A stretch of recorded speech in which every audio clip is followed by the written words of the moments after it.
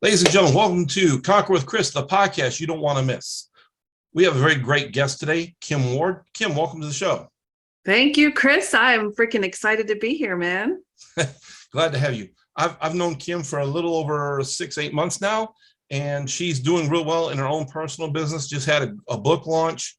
She's doing all sorts of things, crazy stuff. Kim, tell me a little bit where you're from and what you do. I am from Boston originally. My family and I live in Tennessee now. So I think that considers like I'm a halfback now. So that's what we call ourselves when we make it halfway back home. But I come from a medical background. I literally had this corporate zombie job, and I retired myself at the age of 30 to go full speed into the life of entrepreneurship. And now I work from home full time. I've retired my husband, and I help entrepreneurs kick ass and find their fire.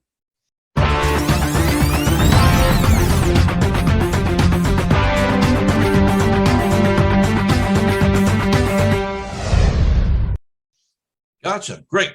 Well, Kim, let's go back. Let's go back to when you first started this transition and you first started your path. I want you to tell the people a little bit about how you discovered business and how you transitioned to that. Just we'll do the minute and a half, 2 minutes synopsis, and then we'll go into your story a little bit deeper. Well, I was just kind of going through Facebook. My daughter was just born. She's my third child. And I had just lost my mom to suicide. It was 3 days after Christmas. And I knew there wasn't going to be a day in my life where I had a boss telling me what amount of time I could take for bereavement, when I could pee, when I could take my lunch break. I was over it. So I found a network marketing company going through just some posts on Facebook, and it caught my attention because I was that tired mom that they were speaking to.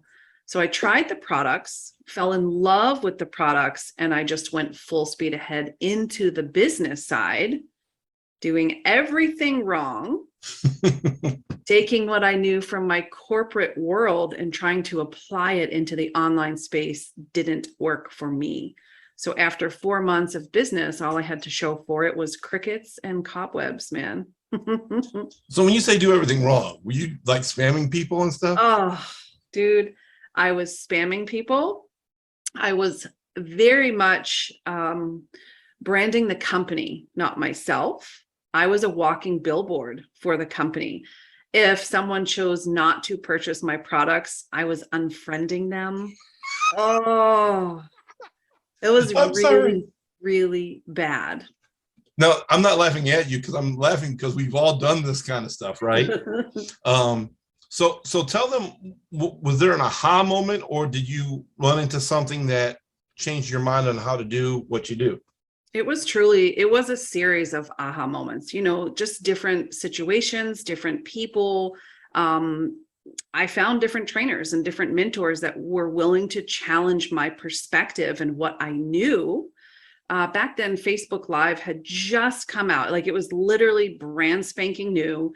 One of my mentors said, "You're really, really good on video. We can see and hear your heart. I want you to go live and just tell your story. Tell your product story." And I was scared, man. I was like, "Oh, I can't do this." But when I just released all those expectations and really stepped back into being myself and just talking with the people instead of at them, that's really when things started to change for me, truly.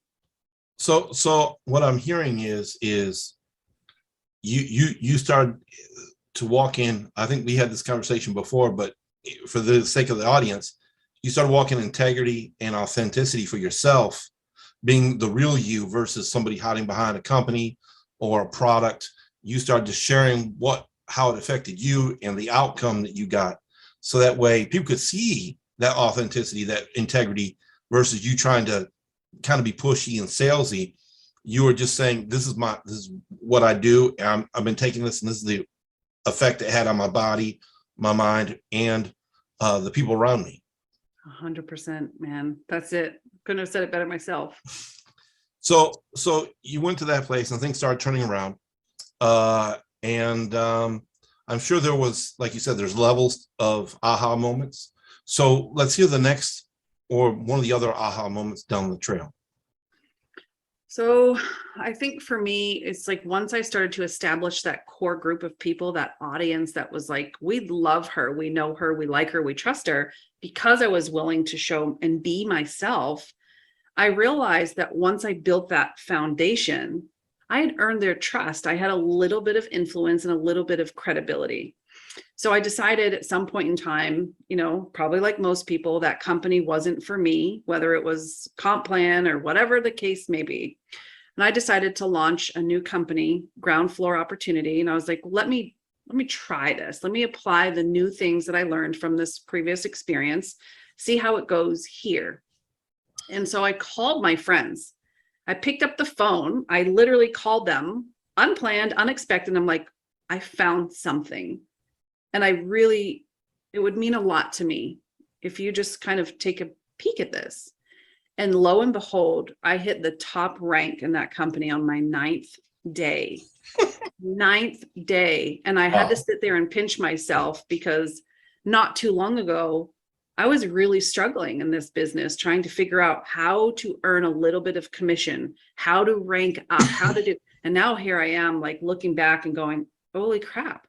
I trusted my instincts. I had real conversations with people. I didn't try to push, persuade, convince. Is this for you? I just wanted to share this with you first. And before I knew it, our team had grown to over 600 people in less than 5 months. Wow. And that's when I really had to step into that next new level, which was leadership, and learn and get bumps and bruises along the way. Wow. That's amazing. I've always heard stories where people did that. That's amazing. I heard what's the name? Lewis Bugs, or I forget his name, but he said when he decided to launch his business, he said, I don't start a business, I launch a business. He said, I spent every day, every hour on the hour, I had 25 people on the call. Yeah. And I do that until I ran out of time or till I got everyone signed up or whatever the case may be. That, it was a little bit before internet. Internet's made things so much easier. It has. Um, I think we tend to complicate things. I know I have in the past. So let's talk about from then to now. What has progressed now? Now I'm an expert. It's funny that you say that we tend to complicate, because for me, it's not a matter of making a list of 100 people. It's not a matter of harassing everybody. What you said at the beginning of like being just so authentic, genuine, and really dedicated to your core values. My people heard that and they felt that, right? So I think that we as humans now tend to hide behind our marketing, and we're not willing to do those things anymore that will truly make the difference between either you're struggling or you being successful. So I was doing well. I had someone approach me about another company a little bit further down the road. Thank God I said yes, because the company I was in ended up going under. They closed down completely. And that kind of sucked because I was making a lot of money there. Like, it was a binary compensation plan. My next payout was in the 30,000. So I lost all of that. And it was really, really deflating to me, to the point where I almost considered just hiding. I was like, what the hell? You go from making that level income. But then I realized learning how to make money, Chris, it's a skill set, man. And we've heard stories about people who are millionaires going broke and then making it all over again. That's because they've learned the dedication and the skill set required to do so. So I went ahead and I took that same approach in this next company. And I ended up personally enrolling 28 people in my first 30 days. My first check was over $4,000 and it was awesome. Like, here we go again, just crushing it. So I was like, okay, I'm seeing a pattern. It was totally like rinse and repeat, rinse and repeat. Some time went by and things went very much downhill for that team and for that company. I started to promote coaching products and resources to help people. And I was terminated by that company because they saw it as a conflict of interest. I didn't. And I was like, I'm not going to stop because you're making me choose between training resources and selling your product. So I'm going to be honest. I really felt like I had been backed up against a wall, and I started to despise the network marketing and multi-level marketing industry. So I quit. And I decided to explore what is important to me as a mom, as a wife, as a human, but also as a leader, and what helps me feel good about what I do, but also help others feel good about what they do. And I launched truly my own business.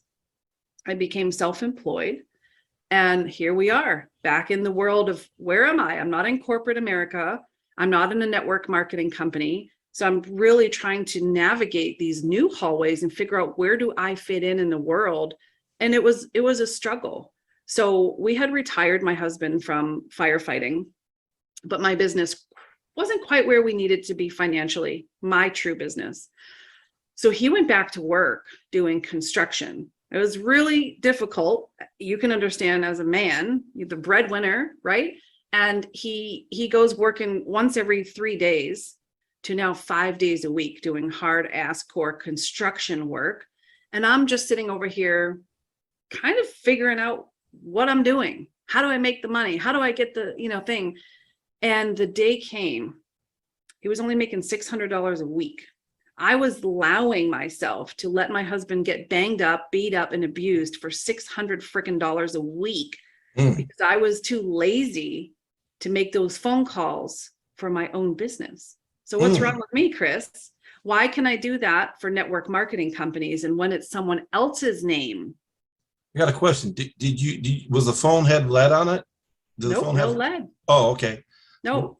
Did you erase all your contacts accidentally? No. Oh, I don't know why you didn't call them.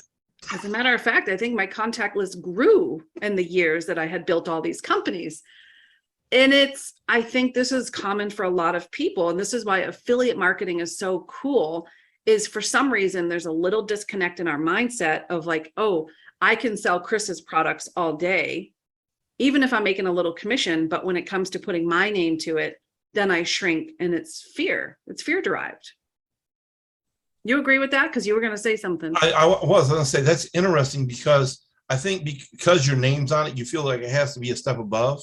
You get into this mental trip where you want to make sure everything's not perfect, but good enough because you have the mental thought. You don't want to cheat anyone because you bought product. Like I'm sure everyone's bought a product that was less than what they paid for it. But then my suggestion to those people is if you bought something, it wasn't what you wanted it to be, make the product that is what it's supposed to be. And don't be concerned about, there's always gonna be somebody. Look, I work in food currently when I'm not doing the podcast. And there's always somebody who comes in and says, I didn't like this. You're not gonna please everyone all the time. And so there's always gonna be that one, give them a refund and tell them we don't want to do business with you anymore. Because at the end of the day is if they're not your person, they're not your person. You don't have to be mean about it. You can say it nicely. Hey, listen, this is probably not I'm probably not the niche that you're looking for. I'm probably not the guy or gal, depending on who you are. So I agree with you, Kim. I think that's 100% true. Give the person, I think we get scared because we feel we have to be the end all be all for everyone, but we don't. We just have to be a step in the process. We're just a rung in the ladder, so to speak. That's so good. And it really is profound. It's like you just take a minute and absorb what you just said. It is profound. Because I was scared. I'm being totally honest.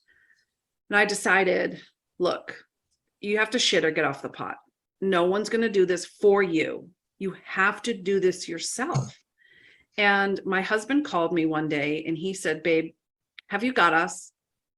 And I was like, of course I do. I was totally bullshitting through my teeth. Chris, I was panicked. My anxiety rose to my throat and I was like, oh my God, we're going to be in serious trouble as a family. And he goes, good, because I just quit. I just quit this stupid construction job. And he said, I'm on my way home. we hung up the phone and I broke down into massive, massive tears. And I said, oh my God, we're done. I have a little girl. I'm a caregiver for my dad. We're in big trouble. So I called my friend Cindy and I said, what the hell am I going to do?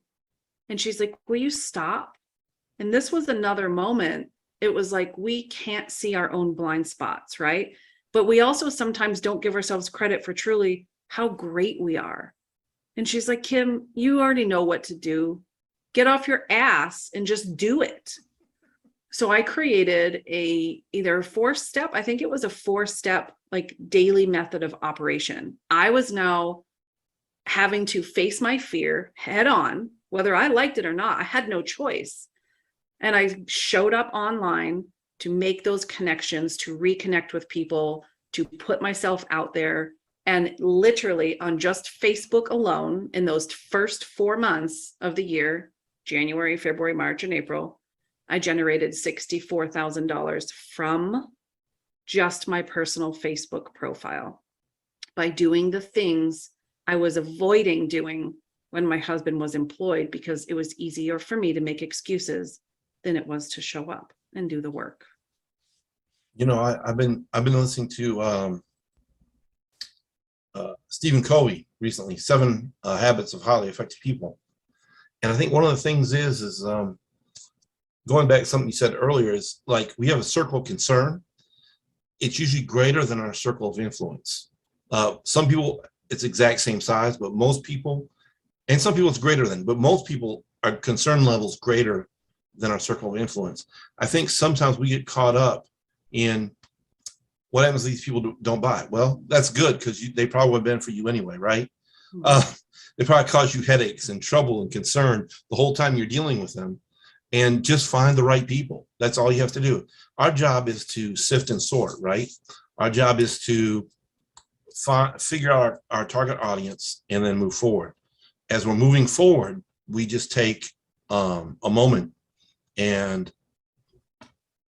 let them decide, because you can't decide for them. I mean, just like a child, my wife comes in and says, well, so-and-so decided to do this. And I said, you know what?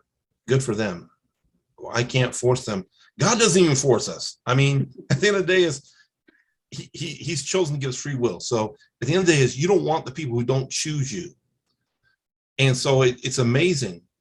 And, you know, you said you had to get on the pod or off. And at the end of the day, I'm thinking about that, and that pressure forced you to stay on the pot and do what you had to do. Yes. You had to eat that frog. That's right. That's so right. So tell people a little bit. I know you have a nonprofit, and time's running short. So I know you have a nonprofit. Yes. I know you have. So let's talk what happened after your husband quit and how you progressed from there. Quite honestly, what you just said was a perfect segue of like, look, that pressure, right? And talking to people. So if those people aren't for you, they're not for you. And when we're in the moment, we tend to look at things from a lack or scarcity mindset versus having that, what you just said is like such a postured mentality of like, look, you might not be for me. It's a transaction, right? I want more than just a transaction. I want transformation. And so I literally picked up my phone again. Here's the common denominator, right? And I contacted 5 people. And I said, you know, I don't know why I didn't do this sooner, but you are the exact person I would love to work with. Are you open? All 5 of those people, Chris, said yes. And I had my very first $14,000 week in my business. Say that again for the people. Say that the like summation of that story, because that's amazing. Yeah, I called, I asked, I told them why I wanted to work with them. All 5 of them said yes. And I had my first $14,000 week ever. So let me get this straight. How many months had been since you like were dealing with your husband going back to work? How many months had that been? This was 5 months in. 5 months. So 5 months ago, you could have picked up the phone. He never would have had gone to work. Mm-hmm. So I'm not trying to berate you or put you down. This is a point to the people listening, a learning lesson. If you don't connect with people, if you don't ask, if you don't make an offer, they can't refuse it. It's like someone said, you make 0% of the shots you don't take. Yeah. So true. Or you make 100% of the shots. You miss 100% of the shots you don't take. I'm sorry. 100% of the shots you don't take. So if you don't take the shot, it can't get blocked. You can't miss it. There's nothing to follow up with. So Crazy. You made $14,000 in 1 week. Mm-hmm. And then, like Cinderella, you lived happily ever after? Pretty much. I mean, I landed my spot on Ray Higdon's reality show called Play to Win. I got spanked on the show. I was competing against hundreds, probably thousands of people auditioned. I made it to the 3rd global finalist. And I remember driving home just really pissed off at myself, really disappointed and angry because I'm super red. I'm very competitive. And I felt like, I'm going to just say it, like I felt like I deserved it. And that's ego. That's ego talking. So I drove home crying my eyes out, and we learn truly in reflection, not in the moment. So when I calmed down and gave myself time to reflect on everything that had just happened and taken place on that show, it dawned on me that I was playing so friggin' small. I wasn't playing to win in my life. And the stories of me being a suicide attempt survivor and also losing my only sister and my mom both to suicide surfaced during this show and the airing. And it made me realize my story can impact so many lives that I had to grow up and put my big girl panties on and start showing up bigger for the world. So that's when I launched my nonprofit. Didn't have a clue how I was going to do it, didn't know a thing about how I was going to do it. But lo and behold, through that experience on the show, I met the person that became my nonprofit attorney. Yay. And then through her, I met our nonprofit accountant, and everything literally fell into place. So here I am building what is now a 6-figure plus business from home. My husband's been retired. He's still retired. I tell everyone he is not a stay-at-home dad. He's a do whatever the hell he wants dad. Right? He's re-retired, right? He is, man, totally re-retired. And now I'm growing the nonprofit simultaneously. So life is really effing cool.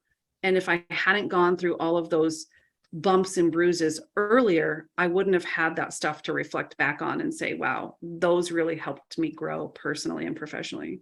I know this is the truth. Even in my own journey, some people look at me like, you should have made it by now, or no, there's a reason why.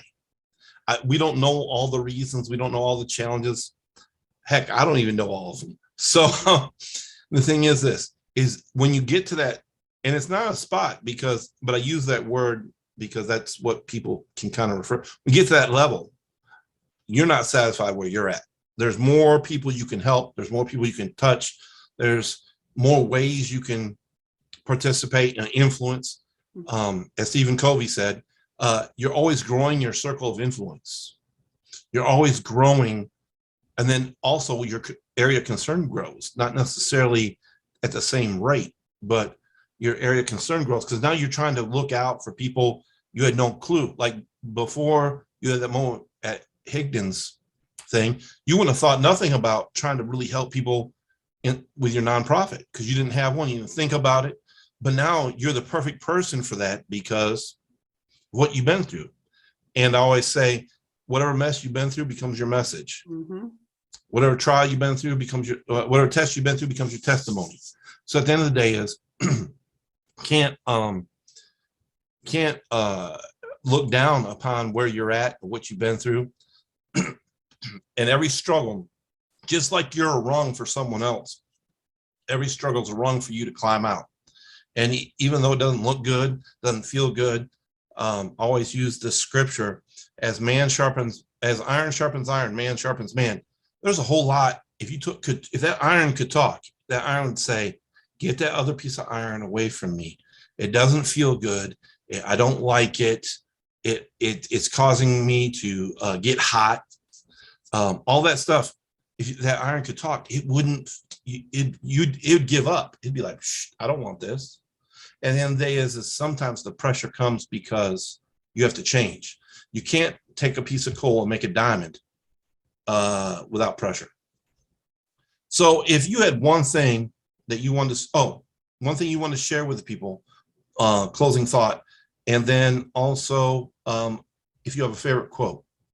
The one thing that I want to share has probably become my biggest pet peeve over the years. And I think you probably see a lot of this commonality through the stories that I just shared, is the biggest pet peeve is when you allow yourself to make decisions and act based on other people's opinions or expectations. So being genuine to yourself and being authentic is the absolute only way to be, and the best and only way to grow your business and your influence. Quotes. The one that comes to my mind has nothing to do with business. It's fine. It'll work. I think I love you even if I had never met you. Okay. We'll take it and run with it. So Kim, if people want to find you and follow you or get more information about your nonprofit and everything else you're doing, where can they find you? You can go to successwithkimward.com. And I always welcome you to go to katiesmission.org. That is our nonprofit. Great. My name's Chris Collier. I've been your host at Conquer with Chris, the podcast you don't want to miss. Y'all have a great day.